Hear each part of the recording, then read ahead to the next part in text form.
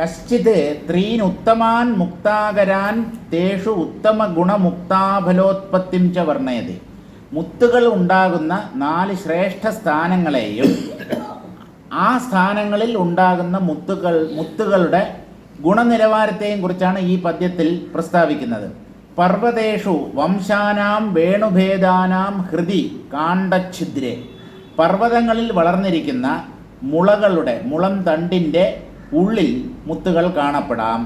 തഥാ ജലധൗ തോയാർത്ഥിനീനാം ശുക്തീനാം ഹൃദയേ ച സ്വാതിസമയേ യേ വർഷാംഭസാം ബിന്ദവഃ വിശന്തി തേ മുക്താഫലതാം വ്രജന്തി.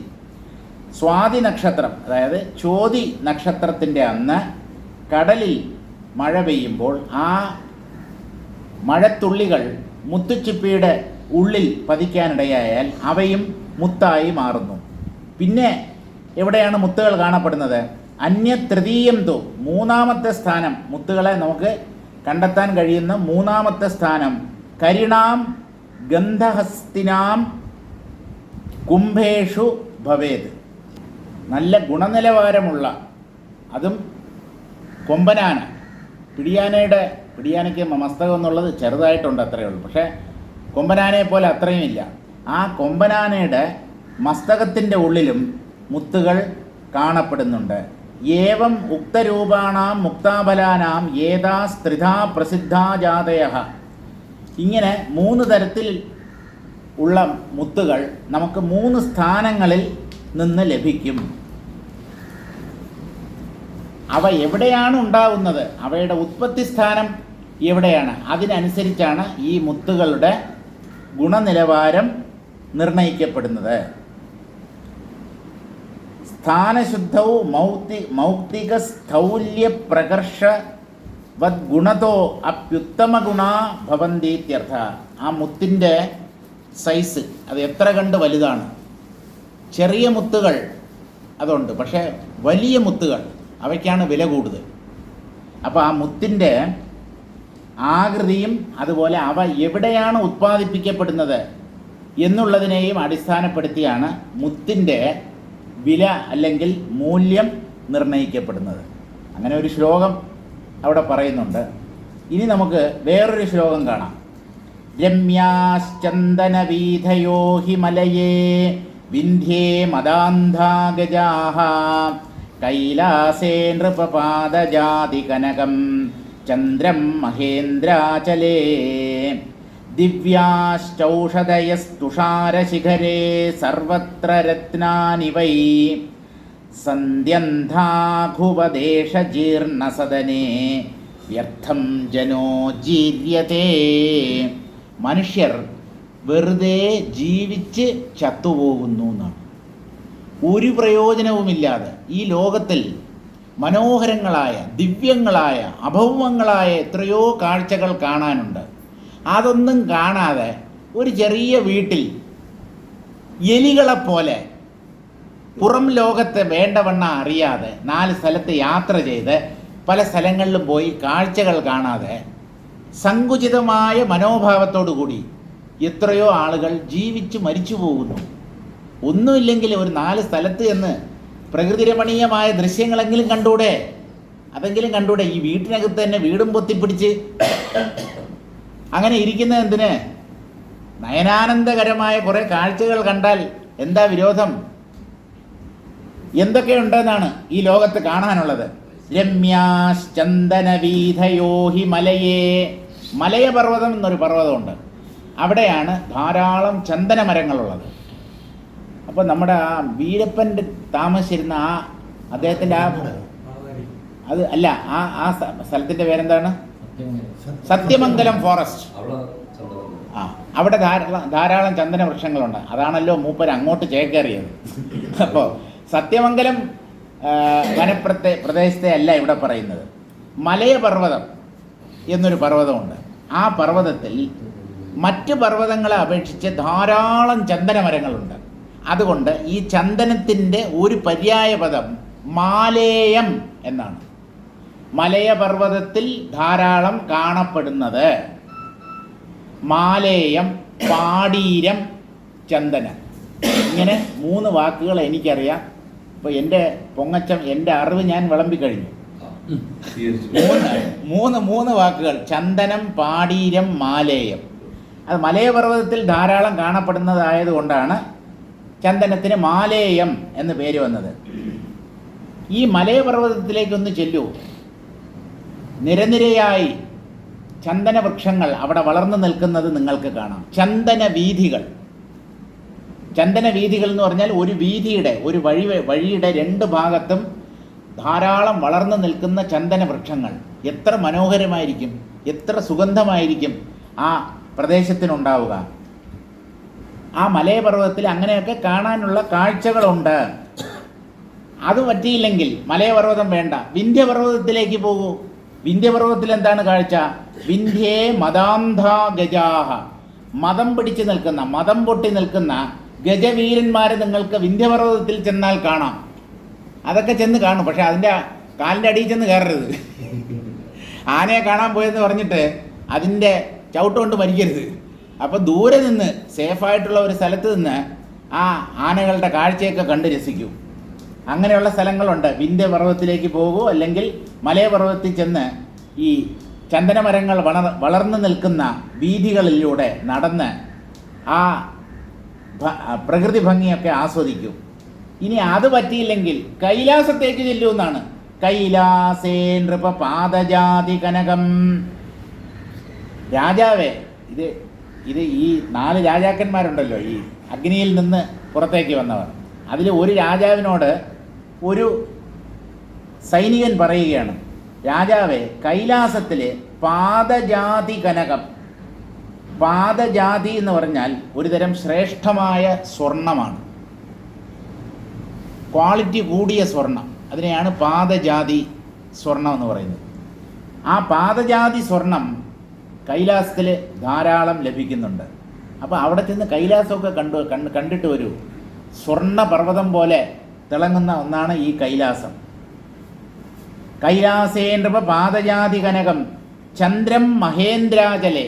ഇനിയിപ്പോൾ അതും പറ്റിയില്ലെങ്കിൽ മഹേന്ദ്രപർവ്വതം എന്നൊരു പർവ്വതമുണ്ട്. നമ്മുടെ നാഗർകോവിലിനടുത്തുള്ള സാധനമല്ല. അവിടെ ഒരു മഹേന്ദ്രഗിരിയുണ്ട്. അതിൻ്റെ മോളിൽ കയറി നിന്നാണ് ഹനുമാൻ ശ്രീലങ്കയിലേക്ക് ചാടിയത് എന്നൊരു ഐതിഹ്യവും ഉണ്ട്. മഹേന്ദ്രഗിരി, അവിടെ ഈ നമ്മുടെ ISROയുടെ ഒരു വിങ്ങുണ്ട് അവിടെ മഹേന്ദ്രഗിരിയിൽ. അപ്പോൾ മഹേന്ദ്രഗിരിയിൽ ചെല്ലും. അവിടെ ചെന്ന് കഴിഞ്ഞാൽ എന്താണ് കാണാൻ പറ്റുന്നത്? ചന്ദ്രം എന്ന് പറഞ്ഞാൽ ഗിരിധാതു വിശേഷ. പർവ്വതങ്ങളിൽ മാത്രം കാണപ്പെടുന്ന ഒരുതരം ധാതുവാണ് ചന്ദ്രം എന്ന് പറയുന്നത്. അതിന് നല്ല അഴകുണ്ടായിരിക്കും. അപ്പോൾ അവിടെ ചെന്ന് അതൊക്കെ, അല്ലയോ രാജാവേ, അതൊക്കെ കാണൂ. നമുക്ക് കാണാം, അല്ലെങ്കിൽ അങ്ങേക്ക് കാണാം. ഇതൊക്കെ കാണാനാണ് നമ്മൾ ഈ ലോകത്ത് ജനിച്ചിട്ടുള്ളതെന്നാണ്. ദിവ്യാശ്ചൗഷധയസ്തുഷാരശിഖരേ. ഇനി ഇതൊന്നും പറ്റിയില്ലെങ്കിൽ നേരെ ഹിമാലയത്തിലേക്ക് പോകൂ. മഞ്ഞുമല, തുഷാരശിഖരം, മഞ്ഞു മൂടിയ കൊടുമുടികൾ ഈ ഹിമാലയത്തിൽ ധാരാളമുണ്ട്. അവിടെയൊക്കെ ദിവ്യങ്ങളായ ഔഷധ സസ്യങ്ങളുണ്ട്. അവിടെ പോയി അതൊക്കെ ചെന്ന് കാണൂ. ആ ഔഷധ സസ്യങ്ങളുടെ ഇടയ്ക്ക് കൂടെ ഒഴുകി വരുന്ന ശുദ്ധമായ നിർമ്മലമായ ജലം, മഞ്ഞുരുകിയ ജലം. അതിന് പലതരത്തിലുള്ള ഔഷധ ഗുണങ്ങളും ഉണ്ടെന്നാണ്. ആ തണുത്ത ജലം ഒക്കെ കുടിച്ച് ആസ്വദിക്കൂ. ദിവ്യമായ ഔഷധികളുടെ ഗുണം നമുക്കും കിട്ടട്ടെ. സർവത്ര രത്നാനിവൈ. അതുമാത്രമല്ല, ധാരാളം രത്നങ്ങളും ആ ഹിമാലയത്തിൽ കാണപ്പെടുന്നുണ്ട്. സന്ധ്യ അന്ധാഘുവദേശ ജീർണസദനെ വ്യർത്ഥം ജനോ ജീര്യതേ. ഇങ്ങനെ പലതും കാണാൻ ഈ ലോകത്ത് ഉള്ളപ്പോൾ കാഴ്ചയില്ലാത്ത അന്ധനായ ഒരു ചുണ്ടലിയെ പോലെ വീട്ടിനകത്ത് മാത്രം ഒതുങ്ങി എന്തിന് കഴിയുന്നു ഈ മനുഷ്യർ? ഇവരൊക്കെ എന്തിനാണ് ജീവിക്കുന്നത് എന്നാണ്. ലോകത്ത് പല സ്ഥലങ്ങളിലും ചുറ്റി സഞ്ചരിക്കൂ. നമ്മൾ ഈ ഒരു യാത്രയുടെ ഇടയിൽ നമുക്ക് പലതരത്തിലുള്ള അനുഭവങ്ങളുണ്ടാവും. ചിലത് ദുഃഖകരങ്ങളായിരിക്കും, ചിലത് നമ്മുടെ മിഴി തുറപ്പിക്കുന്ന അനുഭവങ്ങളുണ്ടാവും. ലോകം എന്താണെന്ന് യാത്ര ചെയ്യുന്ന ഒരാൾക്ക് മാത്രമേ അറിയാൻ പറ്റൂ. വീട്ടിൻ്റെ അകത്ത് വീട്, ഓഫീസ് വീട്, ഇങ്ങനെ ഒരു പരിമിതമായ വൃത്തത്തിനുള്ളിൽ ജീവിക്കുന്നവർക്ക് ലോക പരിജ്ഞാനം ഉണ്ടാവുകയില്ല. അതുകൊണ്ട് ഇതൊക്കെ ചെന്ന് കാണണം. അല്ലാതെ ഒരു വീട്ടിനകത്ത് തന്നെ ഒരു ചെറിയ മാളത്തിൽ കഴിയുന്ന കാഴ്ചയുള്ള എലിയല്ല, കാഴ്ചയില്ലാത്ത അന്ധനായ കുരുടനായ ഒരു എലിയെപ്പോലെ മനുഷ്യർ വീടുകൾക്കുള്ളിൽ ജീവിച്ച് വ്യർത്ഥം ജനോജീര്യത, ആർക്കും ഒരു പ്രയോജനവുമില്ലാതെ ചത്തുപോകുന്നു, ജീർണിച്ചില്ലാതാവുന്നു എന്ന്. ആർക്കും ഒരു പ്രയോജനവുമില്ല. ആഫീസിൽ പോകുന്നു, 1-ാം തീയതി ശമ്പളം വാങ്ങിക്കുന്നു, അല്ലെങ്കിൽ പെൻഷൻ വാങ്ങിക്കുന്നു, കുടുംബത്തെ പോറ്റുന്നു, ഇങ്ങനെ പോകുന്നു വർഷങ്ങൾ. അവസാനം എല്ലാം കഴിഞ്ഞ് 80-90 വയസ്സായപ്പം തിരുപ്പതി വരെ പോകണമെന്ന് ഞാൻ ആഗ്രഹിച്ചതാണ്, ഇതുവരെ പറ്റിയില്ല. ഈ 85 വയസ്സിലാണ് ഇനി തിരുപ്പതിക്ക് പോകാൻ പോകുന്നത്. എണീറ്റ് നടക്കാൻ വയ്യ, പഞ്ചേന്ദ്രിയങ്ങളും തളർന്നു, കണ്ണിന് കാഴ്ചയില്ല, ചെവി കേൾക്കത്തില്ല. അവിടുന്ന് കിട്ടുന്ന ലഡുവെങ്കിലും വാങ്ങിച്ച് കഴിച്ചാൽ ഒരു ചെറിയ മധുരരസമെങ്കിലും അനുഭവിക്കാൻ കഴിയണ്ടേ? ഒന്നുമില്ല. അതുകൊണ്ട് ചെറുപ്പം എന്ന് പറഞ്ഞാൽ ഞാൻ പറയുന്നത് ഒരു 50 വയസ്സ് വരെ ചെറുപ്പമാണ്. ഒരു 50 വയസ്സിനുള്ളിൽ ഈ ലോകത്ത് കാണാനുള്ള കാഴ്ചകളൊക്കെ എന്ന് പറഞ്ഞാൽ പ്രകൃതി രമണീയമായ കാഴ്ചകൾ, അല്ലാതെ ബ്ലൂ ഫിലിമല്ല. കാണാനുള്ള കാഴ്ചകൾ പ്രകൃതി എന്ന് പറയുന്നത് ഈശ്വരൻ്റെ പ്രത്യക്ഷമായ രൂപമാണ്.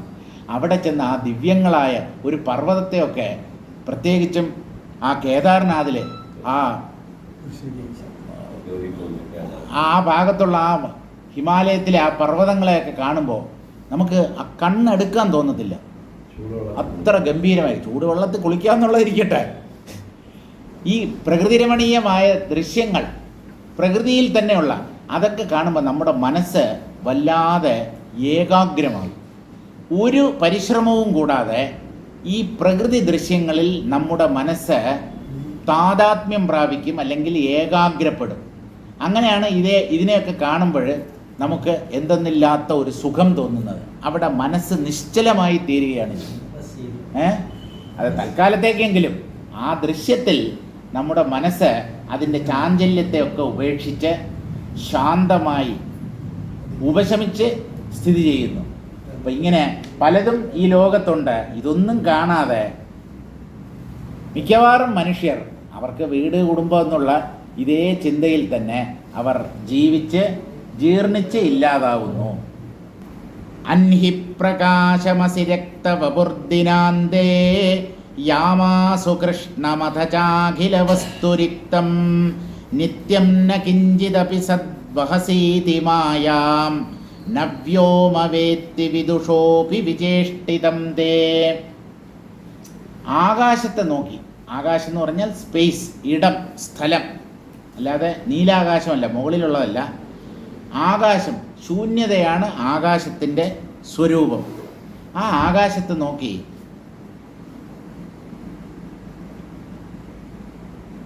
ഒരു ഭടൻ പറയുകയാണ്, അൻഹി പ്രകാശമസി. പകൽ വേളയിൽ ഈ ആകാശം പ്രകാശമാനമായി കാണപ്പെടുന്നു.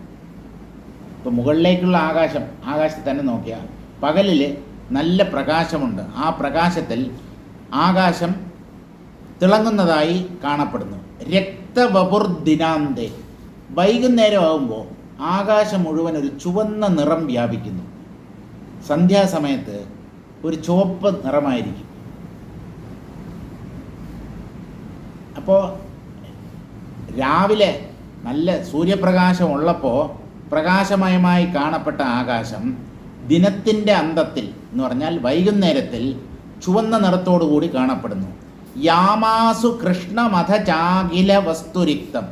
യാമാസു എന്ന് പറഞ്ഞാൽ യാമങ്ങളിൽ എന്ന് പറഞ്ഞാൽ രാത്രിയുടെ യാമങ്ങളിൽ, അതായത് നിശയിൽ കറുത്ത വർണ്ണത്തോടു കൂടി കാണപ്പെടുന്നു ആകാശം. കാരണം ഈ ആകാശത്തെ അറിയാൻ പ്രകാശം വേണം. രാത്രി ആകാശത്തിലേക്ക് നോക്കിയാൽ ഒരു കറുത്ത വർണ്ണം മാത്രമേ നമുക്ക് കാണാൻ കഴിയുകയുള്ളൂ.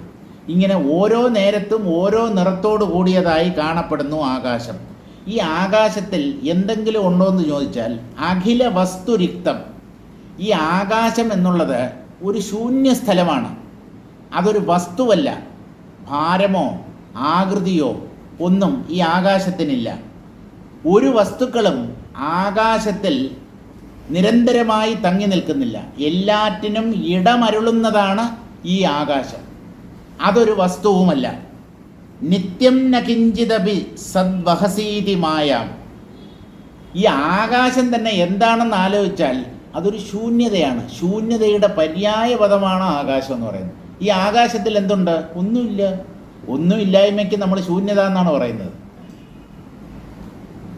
ശൂന്യാകാശം എന്ന് നമ്മൾ പറയുന്നില്ലേ? അപ്പോൾ ഈ ആകാശം എന്ന് പറയുന്ന ഒന്ന് തന്നെ യഥാർത്ഥത്തിലില്ല. പക്ഷേ ഈ ആകാശത്തിലാണ് പല കാഴ്ചകൾ നമ്മൾ കാണുന്നത്. അതായത് ആകാശമാണ് മായയുടെ ആസ്ഥാനം. മായയാണ് പല രൂപങ്ങളെയും ഉണ്ടാക്കി കാണിക്കുന്നത്. എവിടെയാണ് നമ്മൾ ഈ കാഴ്ചകൾ കാണുന്നതെന്ന് ചോദിച്ചാൽ ശൂന്യത പോലെ കാണപ്പെടുന്ന ഈ ആകാശത്തിൽ, ശൂന്യാകാശത്തിലാണ് ഈ മായ തൻ്റെ പ്രകടനം നടത്തുന്നത്. ന വ്യോമ വേത്തി വിദുഷോപി വിചേഷ്ടിതം തേ. അല്ലയോ ആകാശമേ, നിന്റെ സ്വരൂപം എന്താണെന്ന് വിദ്വാൻമാർ പോലും മനസ്സിലാക്കുന്നില്ല എന്നാണ്. നീ വാസ്തവത്തിൽ എന്താണ്? ഓരോ സമയത്ത് ഓരോ വർണ്ണങ്ങളിൽ കാണപ്പെടുന്നു. എല്ലാറ്റിനും ഇടം അരുളുന്നുണ്ടെങ്കിലും നീ ഒരു വസ്തുവല്ല. പക്ഷേ മായ ഈ ആകാശത്തിലാണ് അനന്തകോടി ബ്രഹ്മാണ്ടങ്ങളെ ഉണ്ടാക്കി കാണിക്കുന്നത്. ഇപ്പോൾ നിന്റെ സ്വരൂപം വാസ്തവത്തിൽ എന്താണ് എന്നുള്ളത് പണ്ഡിതന്മാർ പോലും വേണ്ടവണ്ണം മനസ്സിലാക്കുന്നില്ല. ത്വം അൻഹി പ്രകാശം ഭാസ്വരവർണ്ണമസി. പകലിൽ നീ അത്യധികം പ്രകാശത്തോടു കൂടി കാണപ്പെടുന്നു. ദിനാന്തേ സന്ധ്യാരാഗേണ രക്തവപുരസി. വൈകുന്നേരങ്ങളിൽ, സന്ധ്യാസമയങ്ങളിൽ ചുവപ്പ് നിറത്തോടുകൂടി നീ കാണപ്പെടുന്നു. യാമാസു നാമൈകദശേ നാമഗ്രഹണാത് ത്രിയാമാസു കൃഷ്ണം അസി. ത്രിയാമ എന്ന് പറഞ്ഞാൽ 3 യാമങ്ങളോട് കൂടിയവൾ. രാത്രിയുടെ പര്യായമാണ് ത്രിയാമ. നിശ, രാത്രി, നിശീധിനി, യാമിനി. യാമങ്ങളോട് കൂടിയവളാണ് യാമിനി. യാമിനി എന്ന് പറഞ്ഞാൽ രാത്രി എന്നാണ് അർത്ഥം. നിശ, നിശീധിനി, നിശീധം, ഇങ്ങനെ ധാരാളം വാക്കുകളുണ്ട്. ത്രിയാമ, 3 യാമങ്ങളോട് കൂടിയതാണ് ഒരു രാത്രി എന്ന് പറയുന്നത്. ഇങ്ങനെ യാമങ്ങൾ എന്ന് പറഞ്ഞാൽ സൂര്യൻ അസ്തമിച്ച് കഴിയുമ്പോൾ നീ കറുത്ത വർണ്ണത്തിൽ കാണപ്പെടുന്നു. അഥച നിത്യം നകിഞ്ചിതപി സദ്വസ്തു വഹസീതി. നിന്നിൽ അനന്തകോടി ബ്രഹ്മാണ്ടങ്ങൾ ഉണ്ടായി നിലനിന്ന് ഇല്ലാതാവുന്നു. നീ ഒന്നും നിന്നിൽ ശാശ്വതമായി നിർത്തുന്നില്ല. ആകാശത്തിൽ പൊന്തി ആകാശത്തിൽ തന്നെ നിലനിന്ന് അവിടെ തന്നെ അപ്രത്യക്ഷമാകുന്നതാണ് പ്രപഞ്ചമെന്ന് പറയുന്നത്. അപ്പോൾ നീ ശാശ്വതമായ ഒന്നിനെയും നിന്നിൽ വഹിക്കുന്നില്ല. നകിഞ്ചിതപി സദ്വസ്തു വഹസീതി ഹേതോഹോ അഖില വസ്തു റിക്തമസി. ഒന്നും നിന്നിൽ ശാശ്വതമായി തങ്ങി നിൽക്കുന്നില്ല എന്നുള്ളത് കൊണ്ട് നീ എന്നും ശൂന്യസ്വരൂപത്തോടുകൂടി കാണപ്പെടുന്നവനാണ്. ഇതി തവ മായാം വിദുഷഃ തത്വവിദഃ വിചേഷ്ടിതമപി ന കശ്ചിദപി വേത്തീത്യർത്ഥഃ.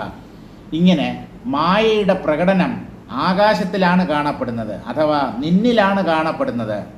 നിന്റെ സ്വരൂപത്തെ വിദ്വാൻമാർ, അതായത് തത്വദർശികൾ, അവർ പോലും ഈ ആകാശത്തിൻ്റെ സ്വരൂപം എന്താണെന്ന് വേണ്ടവണ്ണം തീരുമാനിക്കാൻ ശക്തരല്ല. അകിഞ്ചനോപി കാര്യാണി സാധയത്യാതതാശയഃ അന്തഃശൂന്യമപി വ്യോമ സർവസ്യോന്നതി കാരണം. അകിഞ്ചനന്മാരാണ് തത്വദർശികൾ, ജ്ഞാനികൾ. അകിഞ്ചനൻ എന്ന് പറഞ്ഞാൽ നയാ പൈസ കയ്യിലില്ലാത്തവൻ, പരമദരിദ്രൻ എന്നർത്ഥം. അവരാണ് അകിഞ്ചനന്മാർ. അകിഞ്ചനന്മാർക്ക് പ്രിയപ്പെട്ടവനാണ് ഭഗവാൻ എന്നാണ് കൃഷ്ണൻ പറയുന്നത്. ധനികന്മാർ എന്നെ ഉപാസിക്കാറില്ല, എന്നെക്കുറിച്ച് അവർ ചിന്തിക്കാറേ ഇല്ല. ഈ ഭിക്ഷാന്തേഹികളുണ്ടല്ലോ, സന്യാസിമാർ, അവരാണ് എപ്പോഴും എന്നെ സ്മരിച്ചുകൊണ്ട് ഈ ലോകത്തിൽ ജീവിക്കുന്നത്. അതുകൊണ്ട് എന്നെ ഉപാസിക്കുന്നവരെ ഞാൻ ഭിക്ഷക്കാരനാക്കി മാറ്റുന്നു. ദൈവത്തെ ഉപാസിച്ചാൽ ധാരാളം പൊന്നും പൊരുളും പ്രശസ്തിയും അല്ല നിങ്ങൾക്ക് കിട്ടുക. നിങ്ങളുടെ കയ്യിലുള്ള തസ്യ വിത്തം ഹരാമ്യഹം, ഞാനല്ല പറയുന്നത്, കൃഷ്ണൻ ഭാഗവതത്തിൽ പറയുന്നതാണ്. ആരാണോ എന്നെ ഉപാസിക്കുന്നത് അവന് ബന്ധകാരണമായിരിക്കുന്ന അവൻ്റെ സ്വത്തും പണവും ഒക്കെ ആദ്യം ഞാൻ അവനിൽ നിന്ന് തട്ടിപ്പറിക്കും. എന്നിട്ട് അവനെ ഭിക്ഷാന്തേഹിയായി തെരുവിൽ നിർത്തും. അപ്പോഴവന് എന്നോടുള്ള ഭക്തി കൂടുതൽ വർദ്ധിക്കും. അവൻ കൂടുതൽ ഈശ്വരനിലേക്ക് തിരിയും. അകിഞ്ചനോപി കാര്യാണി, അകിഞ്ചനാണെങ്കിലും എന്ന് പറഞ്ഞാൽ അത്ര സാമ്പത്തിക ശേഷി ഇല്ലാത്ത ഒരു വ്യക്തിയാണെങ്കിലും അല്ലെങ്കിൽ ഒരു സന്യാസിയാണെങ്കിൽ പോലും കാര്യാണി സാധയതി ആതതാശയ, അതിവിപുല ബുദ്ധികൾ എന്ന് പറഞ്ഞാൽ സൂക്ഷ്മബുദ്ധികൾ എന്ന് പറഞ്ഞാൽ തത്വജ്ഞാനികൾ.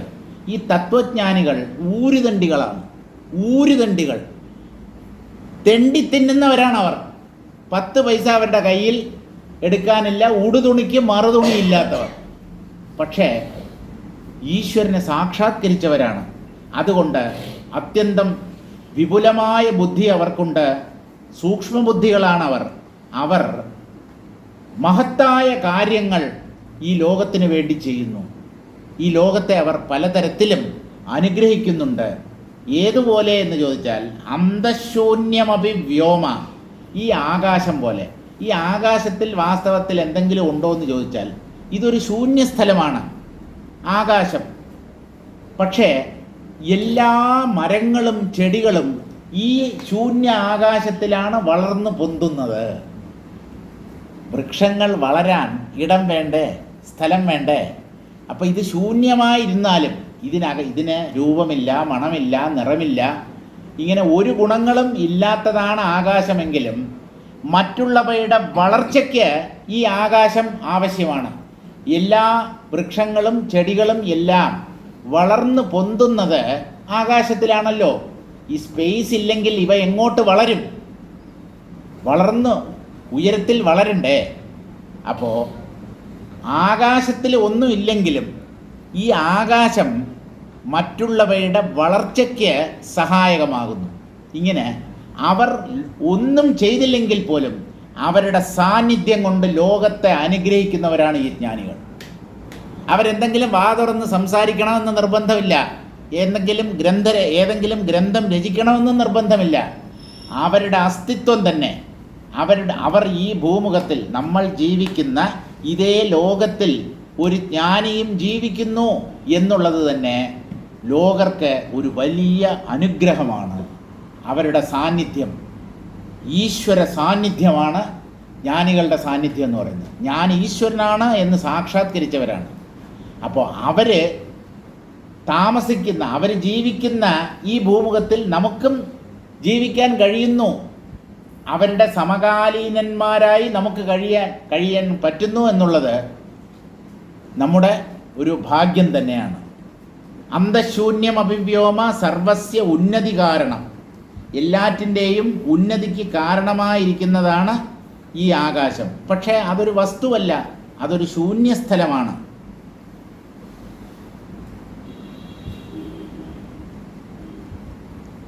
ആതതാശയ എന്ന് പറഞ്ഞാൽ അതിവിപുല ബുദ്ധി തത്വവിത്ത്, തത്വജ്ഞാനി എന്നാണ് അർത്ഥം. ആ തത്വജ്ഞാനികൾ കയ്യിൽ നയാ പൈസ ഇല്ലാത്തവരാണെങ്കിലും അവരുടെ സാന്നിധ്യം കൊണ്ട് തന്നെ ലോകത്തെ അനുഗ്രഹിക്കുന്നവരാണ്. വേറൊരു സുഭാഷിതം നോക്കാം. ന തൃണസലിലം നൈവ ഗ്രാമോ നാമ ച പത്തനം ന ച ദലഭരസ്നിഗ്ധഛായസ്തരുർ ന ച സത്പ്രഭാ തദപി ഗഗനാധ്വാനം സൂര്യഃ പ്രയാതി ദിനേ ദിനേ വിഷമവൈ യത് പ്രാരബ്ധം തത്യജന്തി ന സാത്വികാഃ. സാത്വികന്മാർ, സാത്വിക ഗുണമുള്ളവർ, സത്വഗുണത്തിൽ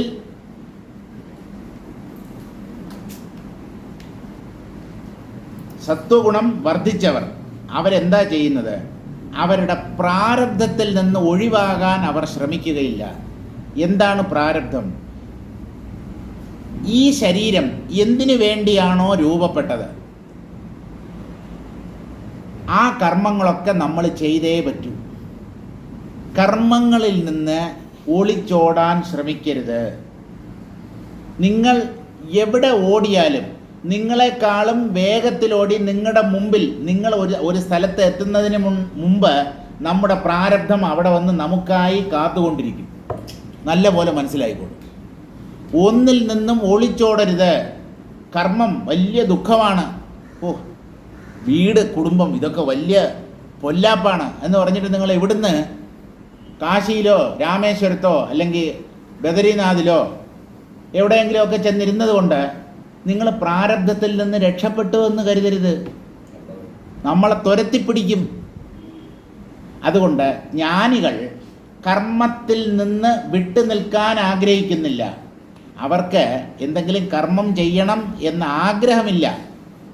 പക്ഷേ അവരുടെ ശരീരം എന്തിനു വേണ്ടിയാണോ രൂപപ്പെട്ടത്, പ്രാരബ്ധ കർമ്മം ചെയ്യാനാണ് ആ ശരീരം രൂപപ്പെട്ടത്. ആ പ്രാരബ്ധ കർമ്മത്തെ അവർ ഒരിക്കലും ഒഴിവാക്കാൻ ശ്രമിക്കുകയില്ല.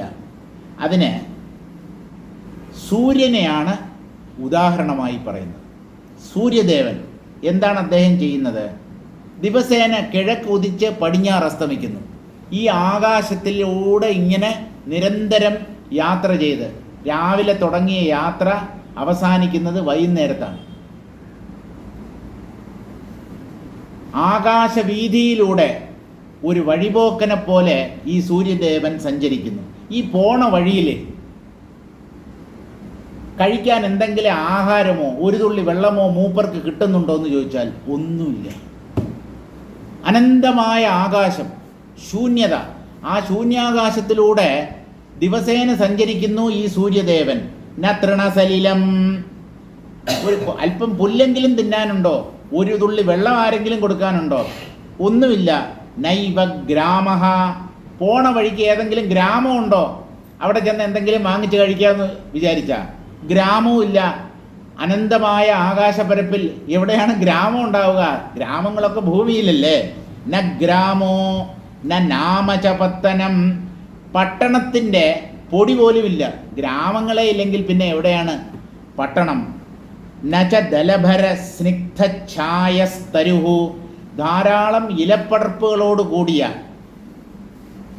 നല്ല നിഴൽ തരുന്ന ഏതെങ്കിലും മരം ഈ ആകാശത്തിലുണ്ടോ? അല്പനേരം അതിൻ്റെ ആ മരത്തണലിൽ വിശ്രമിക്കാം എന്ന് വിചാരിച്ചാൽ ആകാശത്ത് എവിടെ മരം?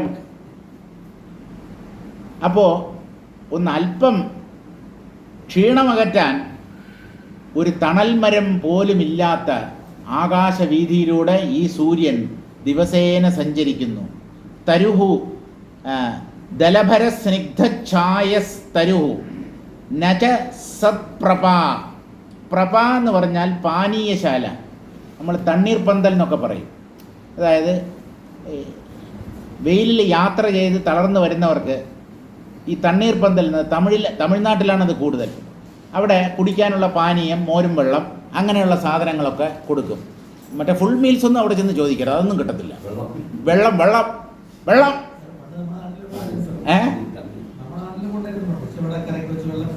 വെള്ളം, മോരും മെയിനായിട്ട് സംഭാരമാണ് ഇങ്ങനെയുള്ള സ്ഥലങ്ങളിൽ സപ്ലൈ ചെയ്യുന്നത്. അപ്പോൾ ഇവിടെ ഈ ആകാശത്തിൽ പാനീയശാലകളൊന്നുമില്ല. ജ്യൂസ് കട എന്നർത്ഥം. പാനീയശാല എന്ന് പറഞ്ഞാൽ ജ്യൂസ് കട ഒന്നുമില്ല.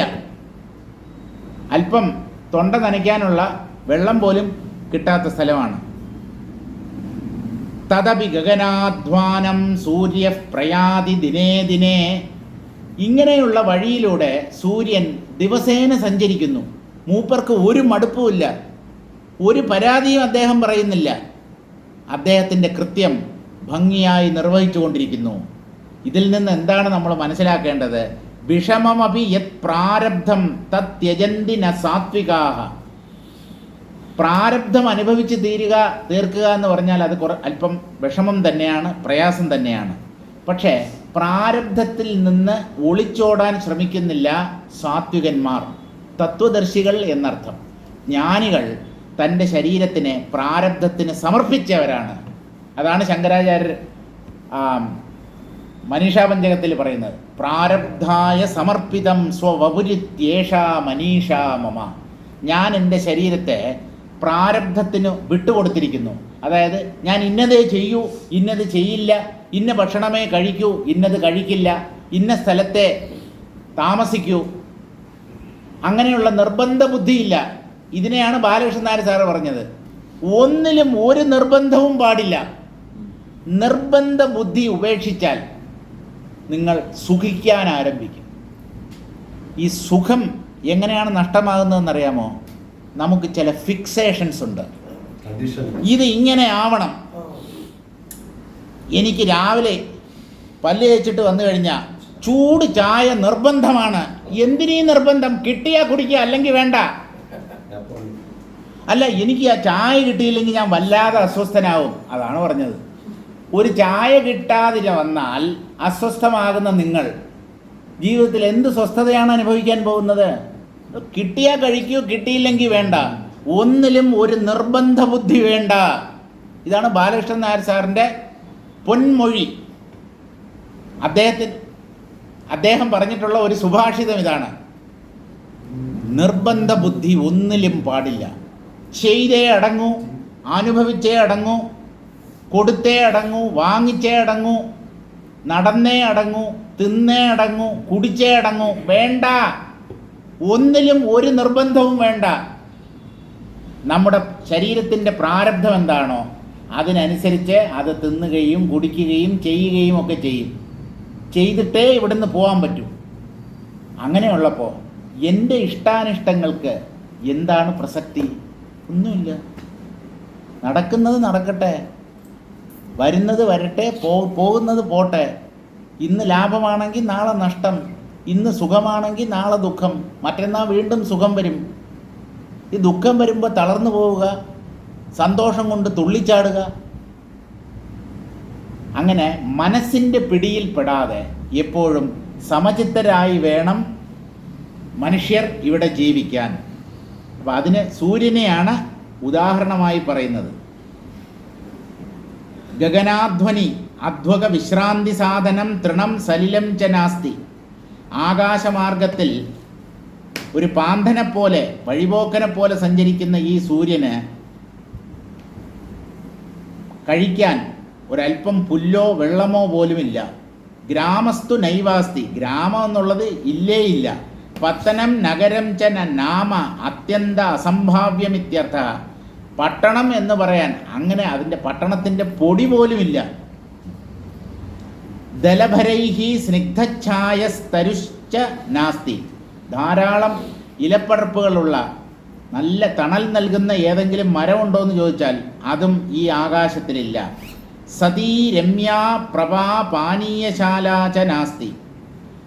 അതിമനോഹരമായ നമ്മുടെ ദാഹം ശമിപ്പിക്കാൻ കഴിവുള്ള ഏതെങ്കിലും പാനീയ കടകൾ, അങ്ങനെയുള്ള ശാലകൾ ഒന്നും ആകാശത്തിലില്ല.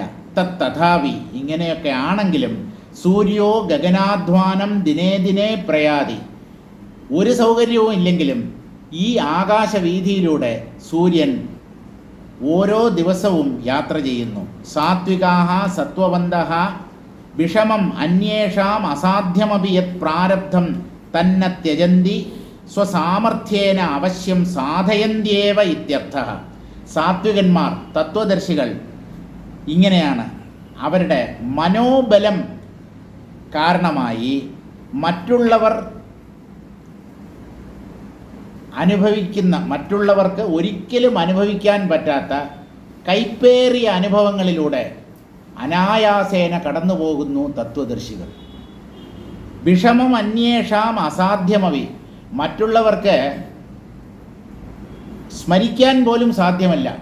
അങ്ങനെയുള്ള വിഷമഘട്ടങ്ങളിലൂടെയൊക്കെ തത്വദർശികൾ സഞ്ചരിക്കുന്നു. കാരണം അത് അവരുടെ പ്രാരബ്ധമാണ്.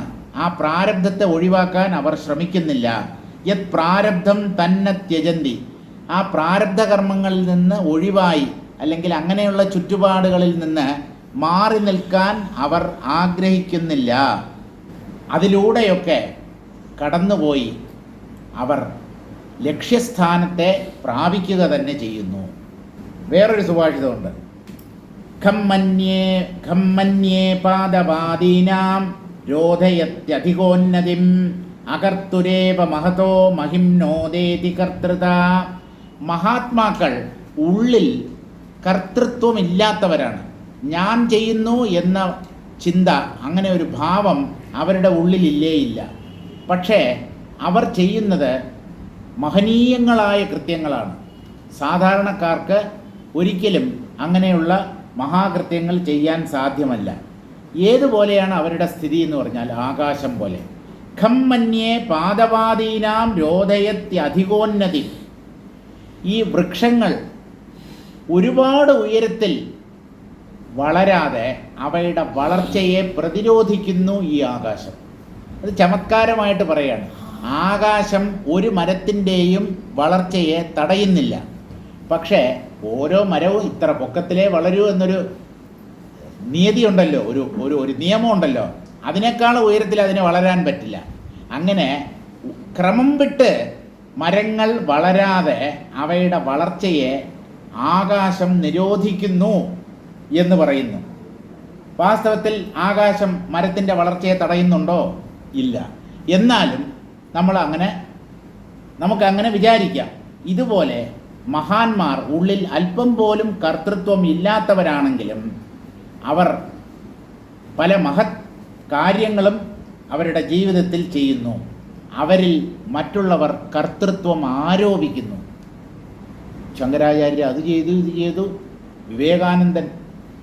വിവേകാനന്ദ സ്വാമികൾ മഹാനായിരുന്നു. അദ്ദേഹത്തിൻ്റെ ചിക്കാഗോ പ്രഭാഷണം ലോകത്തെ തന്നെ പിടിച്ചു കുലുക്കി. അമേരിക്കയിലുള്ള എല്ലാ പത്രമാധ്യമങ്ങളും ഒന്നാമത്തെ പേജിൽ തന്നെ അദ്ദേഹത്തിൻ്റെ പ്രഭാഷണത്തെക്കുറിച്ചുള്ള ന്യൂസ് അവർ പ്രസിദ്ധീകരിച്ചിരുന്നു. ഇങ്ങനെയൊക്കെ നമ്മൾ പറയും.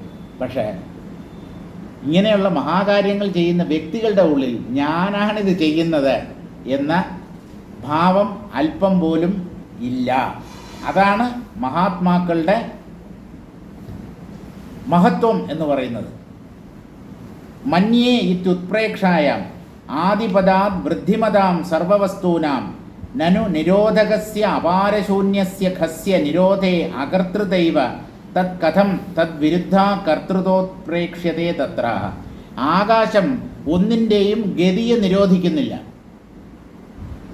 ചെടികൾ അല്ലെങ്കിൽ വൃക്ഷങ്ങൾ വളരുന്നതിന് ആകാശം ഒരു തടസ്സമല്ല. ആകാശത്തിലൂടെ സഞ്ചരിക്കുന്ന ഒന്നിൻ്റെ ചലനത്തെ ആകാശം ഒരു തരത്തിലും നിരോധിക്കുന്നില്ല. എന്നിട്ടും ഈ ആകാശം വൃക്ഷങ്ങളുടെ വളർച്ചയെ തടസ്സപ്പെടുത്തുന്നു എന്ന് ഉത്പ്രേക്ഷാലങ്കാരം എന്തിനാണ് പ്രയോഗിച്ചിരിക്കുന്നത് എന്ന് ചോദിച്ചാൽ അത് വെറുതെ അങ്ങനെ പറയുന്നു. ഇപ്പോൾ ഉദാഹരണത്തിന് ഇങ്ങനെ പറയാറുണ്ട്: രുന്ധന്തി മാർഗഗിരയോ അധ്വഗാനാം. പർവ്വതങ്ങൾ യാത്രക്കാരുടെ വഴി തടയുന്നു എന്ന് പറയുന്നു. എന്ന് പറഞ്ഞാൽ മുമ്പിലൊരു മഹാപർവ്വതം വന്നു കഴിഞ്ഞാൽ, അതായത് നമ്മൾ നടന്നു പോകുമ്പോൾ പെട്ടെന്നല്ല, മലയെ തരണം ചെയ്യുക വലിയ പ്രയാസമാണ്. മല താണ്ടി കടക്കുക എന്നുള്ളത്. അപ്പോൾ മല അങ്ങനെ തന്നെ അവിടെ നിന്നാലും യാത്രക്കാരുടെ വഴിയെ അത് തടസ്സം ചെയ്യുന്നു. യാത്രക്കാരുടെ സുഗമമായ മുമ്പോട്ടുള്ള സഞ്ചാരത്തിന് അത് തടസ്സമായി വർത്തിക്കുന്നു എന്ന് നമ്മൾ പറയുന്നു. വാസ്തവത്തിൽ മല ആരുടെയെങ്കിലും വഴി തടയുന്നുണ്ടോ? ഇല്ല. അതിൻ്റെ നിൽപ്പ്, അതിൻ്റെ സാന്നിധ്യം തന്നെ നമ്മുടെ സ്വൈര സഞ്ചാരത്തിന് തടസ്സമായിത്തീരുന്നു. അതുപോലെ ഇവിടെ പറയുന്നു എന്നേ ഉള്ളൂ. ഒരു ശ്ലോകം കൂടെ വായിച്ചിട്ട് വിട്ടേക്കാം. ജഗതാം യത്ര ലക്ഷാണി നഭവന്ത്യുദ്ഭവന്തി ച തച്ഛൂന്യമുച്യതേ വ്യോമ ധിക് പാണ്ഡിത്യമഖണ്ഡിതം. ജഗത്തുക്കളുടെ ലക്ഷങ്ങൾ എന്ന് പറഞ്ഞാൽ അനന്തകോടി ബ്രഹ്മാണ്ടങ്ങൾ ചുറ്റിത്തിരിയുന്നത് ആകാശത്തിലാണ്. ജഗതാം എത്ര ലക്ഷാണി നഭവന്തി ഉദ്ഭവന്തി ച. അവ ഉണ്ടാകുന്നതും നശിക്കുന്നതും ആകാശത്തിൽ തന്നെയാണ്. തച്ഛൂന്യമുച്യതേ വ്യോമ. എന്നിട്ട് മനുഷ്യർ പറയുന്നത് ഇത് ശൂന്യാകാശം എന്നാണ്. ശൂന്യാകാശത്തിലല്ലേ അനന്തകോടി ബ്രഹ്മാണ്ടങ്ങൾ ചുറ്റിത്തിരിയുന്നത്. അപ്പോൾ അതിന് നിങ്ങൾക്ക് എങ്ങനെ ശൂന്യാകാശം എന്ന് പറയാൻ പറ്റും? എല്ലാം ഉണ്ടാവുന്നതും നിലനിൽക്കുന്നതും തിരിച്ചു ലയിക്കുന്നതും ആകാശത്തിലാണല്ലോ. അപ്പോൾ അതെങ്ങനെ ശൂന്യമാവും? എന്നാലും മനുഷ്യർ ശൂന്യാകാശം എന്നാണ് ആകാശത്തെ വിളിക്കുന്നത്. തൂന്യമുച്യതേ വ്യോമ ധിക് പാണ്ഡിത്യമഖണ്ഡിതം. പണ്ഡിതന്മാർ പോലും അങ്ങനെ തന്നെയാണ് പറയുന്നത്. ആകാശം എന്താണ്? വെറും ശൂന്യത, വ്യാപിച്ചു കിടക്കുന്ന ശൂന്യസ്ഥലം എന്നാണ് പറയുന്നത്. അവരുടെ പാണ്ഡിത്യം എന്തിനു കൊള്ളാമെന്നാണ്. ഇവരെയൊക്കെ ആരുടെ പണ്ഡിതൻ എന്ന് പറഞ്ഞ് തലയിൽ കയറ്റി നടക്കുന്നത്? ഇവനൊക്കെ വാസ്തവത്തിൽ പണ്ഡിതനാണോ?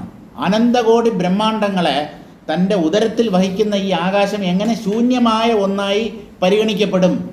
ഇതിനെ എന്തിന് നമ്മൾ ശൂന്യാകാശം എന്ന് എന്തിനു പറയണം? പക്ഷേ പണ്ഡിതന്മാർ പോലും അങ്ങനെയാണ് പറയുന്നത്. വ്യോമന്യേവ പ്രലീയന്തേ വ്യോമതഃ പ്രോദ്ഭവന്തി ച ഗച്ഛതോന്മത്തതാമേതാമീശ്വരാന്യഭിധാ കൃത.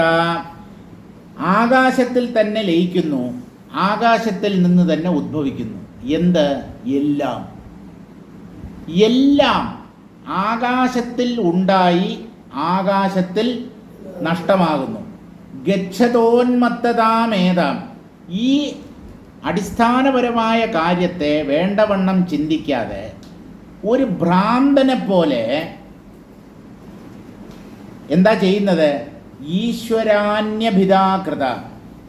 ഈ ആകാശത്തിൽ നിന്ന് വേറിട്ട ഒരുവനാണ് ഈശ്വരൻ എന്ന് കുറേ പേര് വിചാരിക്കുന്നു. ഈശ്വരനിലാണ് എല്ലാം ഉണ്ടാവുന്നത്, അതേ ഈശ്വരനിൽ തന്നെയാണ് നിലനിൽക്കുന്നത്, എല്ലാം തിരിച്ചു ലയിക്കുന്നതും ഇതേ ഈശ്വരനിൽ തന്നെ. ഈ ഗുണങ്ങളൊക്കെ ഈ ആകാശത്തിനുണ്ടല്ലോ. അങ്ങനെയുള്ളപ്പോൾ ഈ ആകാശത്തെ തന്നെ എന്തുകൊണ്ട് ഈശ്വരൻ എന്ന് കണ്ടുകൂടാ? ഈ ആകാശത്തിൽ നിന്ന് ഭിന്നമായ ഒന്നിനെ മനുഷ്യർ ഈശ്വരൻ എന്ന് വിചാരിച്ച് എന്തിന് ആരാധിക്കുന്നു, എന്തിന് പൂജിക്കുന്നു? എന്തുകൊണ്ട് നിങ്ങൾക്ക് ആകാശത്തെ തന്നെ പൂജിച്ചുകൂടാ? ചിദംബരം എന്ന് പറയുന്ന സ്ഥലത്ത് നടരാജൻ, നൃത്തം ചെയ്യുന്ന നടരാജൻ, അതാണ് അവിടുത്തെ പ്രതിഷ്ഠ. അവിടെ ചിദംബര രഹസ്യം അവിടെ പോയി കഴിഞ്ഞാൽ അവിടുത്തെ പൂജാരിയോട് പറഞ്ഞു കഴിഞ്ഞാൽ ചിദംബര രഹസ്യം എന്ന് ഒന്ന് കാണിച്ചു തരാമെന്ന്. ഓ കാണിച്ചു തരാമെന്ന് പറഞ്ഞിട്ട് ആ സന്നിധിയുടെ അടുത്ത് തന്നെയുള്ള ഒരു കർട്ടനിട്ട് മറച്ചിട്ടുണ്ടാവും. ആ കർട്ടൻ തുറന്നിട്ട് അകത്ത് പോയിക്കോളൂ, അകത്ത് ചിദംബര രഹസ്യം കാണാമെന്ന്. അകത്ത് എന്താണെന്ന് പറഞ്ഞു കഴിഞ്ഞാൽ അകത്ത് ഒന്നുമില്ല, വെറും ഒഴിഞ്ഞ റൂമാണ്, ഒന്നുമില്ല അതിൻ്റെ അകത്ത്, ശൂന്യസ്ഥലം. അതാണ് ചിദംബര രഹസ്യം. ഇതുപോലെ ചിദാകാശത്തിലും പ്രപഞ്ചത്തിൻ്റെ കണിക പോലുമില്ല. അത് നിറഞ്ഞു നിൽക്കുന്ന ഒന്നാണെങ്കിലും, അത് സാന്ദ്രമായ ബോധമാണെങ്കിലും, അതിൻ്റെ ഉള്ളിൽ പ്രപഞ്ചമോ വസ്തുക്കളോ ജീവന്മാരോ ഒന്നും തന്നെയില്ല. ഒന്നുമില്ലാത്ത പൂർണ്ണ വസ്തുവാണ് ചൈതന്യം, ബ്രഹ്മം എന്ന് പറയുന്നത്. ഇതുപോലെ ചിദംബര രഹസ്യം നമ്മൾ വിചാരിക്കും ആ മുറിക്കകത്ത് എന്തോ കാണാനുണ്ട് എന്ന് വിചാരിച്ച് ആ കർട്ടൻ മാറ്റി ഉള്ളിലേക്ക് നോക്കുമ്പോൾ ഒന്നുമില്ല. എന്താണ്? ഇത് തന്നെയാണ് ചിദംബര രഹസ്യം. ആലോചിച്ചു കഴിഞ്ഞാൽ, കൂലങ്കഷമായി ചിന്തിച്ചു കഴിഞ്ഞാൽ, യുക്തിയുടെ പിൻബലത്തോടുകൂടി ഈ പ്രപഞ്ചം എന്താണെന്നും ചിന്തിച്ചാൽ ഇങ്ങനെ കട്ടിയുള്ള, ഭാരമുള്ള, സ്ഥൂലമായ ഒരു പ്രപഞ്ചം ഇല്ലെന്ന് മനസ്സിലാകും. ഇത് ചിത്താണ് എന്ന് ബുദ്ധിക്ക് വ്യക്തമായി പിടികിട്ടും. അതിനെ അറിഞ്ഞു കഴിഞ്ഞാൽ ചിദംബര രഹസ്യം നമ്മൾ അറിഞ്ഞു കഴിഞ്ഞു എന്നർത്ഥം. എന്ന് പറഞ്ഞാൽ ചിത്താണ് ആകാശം എന്ന പോലെ കാണപ്പെടുന്നത്. ആകാശമാകുന്ന ശരീരത്തോട് കൂടിയതാണ് ആത്മാവ്. ഈ ആത്മാവിന് ശരീരമില്ല എന്നല്ലേ ഇതുവരെ പറഞ്ഞത്? അതെ, ഈ ആകാശം തന്നെയാണ് ആത്മാവിൻ്റെ ശരീരം. ആകാശം പൊള്ളയാണ്, ശൂന്യമാണ്. അപ്പോൾ അത് ശരീരമായിട്ടുള്ള ചിത്ത് എങ്ങനെ സ്ഥൂലമായ ഒന്നാകും? അത് അതിസൂക്ഷ്മമായ, നിബിഡമായ, ഘനീഭവിച്ച ബോധമാണ്. അതിനെ ഒരു വസ്തുവെന്നോ വ്യക്തിയെന്നോ നമുക്ക് പറയാൻ പറ്റില്ല. അത് അനശ്വരമായ ഒരു തത്വം മാത്രമാണ്. അങ്ങനെ ആകാശത്തെക്കുറിച്ച് 2-3 ശ്ലോകങ്ങളൊക്കെ പറഞ്ഞു. ഇതിൻ്റെ അർത്ഥം കൂടെ നമുക്കൊന്ന് വേഗത്തിൽ വായിച്ചിട്ട് നിർത്താം. അപരോ വ്യോമ്യേവ ഈശ്വരലക്ഷണാനി പശ്യൻ തദന്യതാവാദിനം നിന്ദന്തി. ആകാശത്തെ തന്നെ ഈശ്വരനായി ഒരാൾ ഭാവന ചെയ്യുന്നു. ഈശ്വരൻ്റെ ലക്ഷണങ്ങളെല്ലാം ഈ ആകാശത്തിലുണ്ട്. അപ്പോൾ ഈശ്വരനെ ആകാശഭിന്നമായ ഒരു തത്വമായി അംഗീകരിക്കേണ്ട. അതായത് ഈശ്വരനെ ആരാധിക്കുന്നവർ അമ്പലങ്ങളിലും മറ്റുമൊക്കെ ഭഗവാനെ പ്രതിഷ്ഠിച്ച് ആരാധിക്കുന്നവരാണല്ലോ, അവരെയൊക്കെ ഒരു തരത്തിൽ പരിഹസിച്ചുകൊണ്ടാണ് പറയുന്നത്. ഈശ്വരാദ് അന്യത്തെ വ്യോമേതി ഭിദാ ഉന്മത്തതാം ഗച്ഛത പ്രാപ്തേന വാദിനാ കൃത. ഈശ്വരനിൽ നിന്ന് അന്യമാണ് ഈ ആകാശം, ആകാശം വേറെ ഈശ്വരൻ വേറെ എന്ന ഭേദം കൽപ്പിക്കുന്നവർ ഉന്മാദാവസ്ഥയെ പ്രാപിച്ചിരിക്കുന്നു. അവരുടെ ബുദ്ധിക്ക് എന്തോ തകരാറ് പറ്റിയിരിക്കുന്നു, അവർക്ക് ഭ്രാന്ത് പിടിച്ചിരിക്കുന്നു. യതഃ സർവാണി ജഗന്തി വ്യോമന്യേവ പ്രലീയന്തേ വ്യോമതയേവ പ്രോദ്ഭവന്തി. എന്തുകൊണ്ടെന്നാൽ എല്ലാ ജഗത്തുകളും ജഗത്തിലെ ജീവന്മാരും ആകാശത്തിൽ തന്നെ ഉണ്ടാവുകയും അതിൽ തന്നെ തിരിച്ചു ലയിക്കുകയും ചെയ്യുന്നു. ചകാരാത് വ്യോമന്യേവ തിഷ്ഠന്തീതി. ആകാശത്തിൽ തന്നെ ഉദിക്കുകയും ആകാശത്തിൽ തന്നെ അസ്തമിക്കുകയും ചെയ്യുന്നു എന്ന് പറഞ്ഞാൽ അവ നിൽക്കുന്നതും ആകാശത്തിൽ തന്നെ. ജന്മാദ്യസ്യ യതഃ ഇതി ശാസ്ത്രസിദ്ധം. ജന്മാദ്യസ്യ യതഃ എന്ന് പറയുന്നത് ബ്രഹ്മസൂത്രത്തിലെ ഒരു സൂത്രമാണ്, രണ്ടാമത്തെ സൂത്രമാണ്. ബ്രഹ്മസൂത്രത്തിലെ രണ്ടാമത്തെ സൂത്രമാണ് ജന്മാദ്യസ്യ യതഃ. ഒന്നാമത്തെ സൂത്രം അഥാതോ ബ്രഹ്മജിജ്ഞാസ. ഇനി നമുക്ക് ബ്രഹ്മത്തെ അറിയാൻ ശ്രമിക്കാം, അതാണ് ഒന്നാമത്തെ സൂത്രം. രണ്ടാമത്തെ സൂത്രമാണ് ജന്മാദ്യസ്യ യതഃ.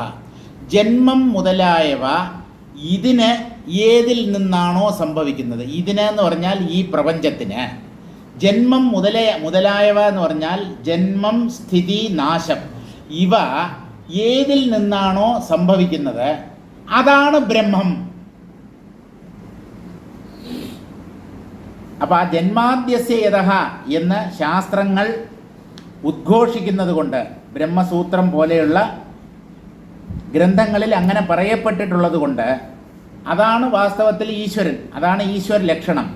ആ ഈശ്വര ലക്ഷണങ്ങളെല്ലാം വ്യോമ്യേവ ദൃശ്യത ഇതി തദേവ ഈശ്വര ഇത്യർത്ഥ.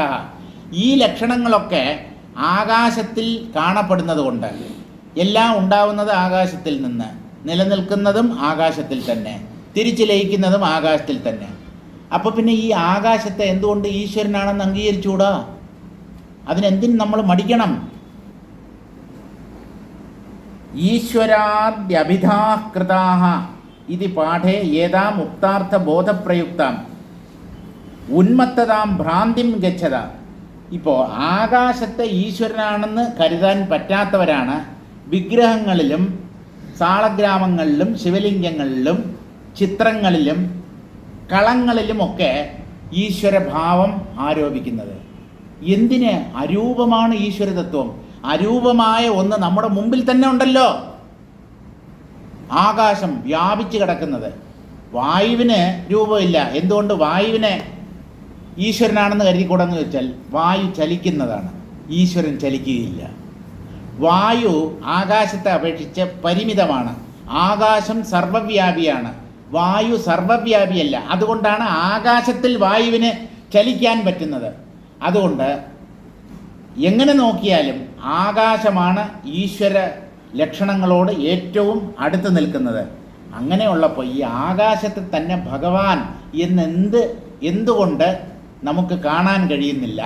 അങ്ങനെ ഒരു ദർശനത്തെ നമ്മൾ എന്തുകൊണ്ട് അംഗീകരിക്കുന്നില്ല? അപ്പം അങ്ങനെ അംഗീകരിക്കാതെ ഒരു പ്രത്യേക രൂപത്തിൽ മാത്രം ഈശ്വരനെ കാണുന്നവർ ഭ്രാന്തന്മാരാണ്.